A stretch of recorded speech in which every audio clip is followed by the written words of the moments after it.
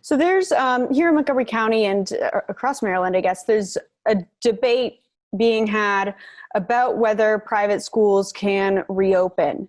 And let's say that some private schools in Montgomery County do reopen in the fall, at the end of August, at the beginning of September. Is there a special plan in place for schools?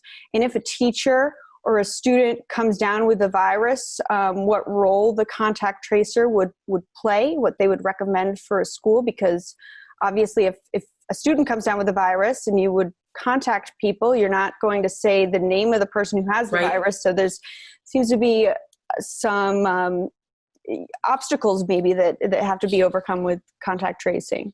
So your question about contact tracing in schools is a great one. We when developing our contact tracing program, quickly understood the complexity of everything. And so we need to coordinate with the schools as well as many other similar situations that have their own special needs, whether that's contact tracing for nursing home situations or other settings. So in public health, I've mentioned that there are very strong local health departments in Maryland. And so there is a long history of local health departments working hand in hand with their school districts and their other partners.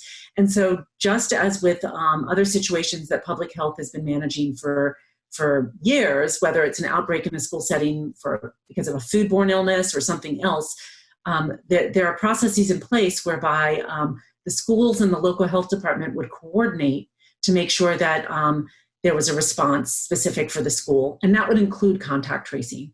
And so, again, we really want to underscore we maintain privacy and confidentiality. That's paramount. There will undoubtedly be some need to understand where the infected person went during the course of a school day. So once privacy safeguards are ensured and we have permissions, we would need to share the name of somebody with top leadership at a school. But in a general way, the school community should not be notified of who was sick in the community. But we would want to make sure that the contacts were properly notified so they could take precautions, monitor themselves for symptoms, and stop the spread of the disease.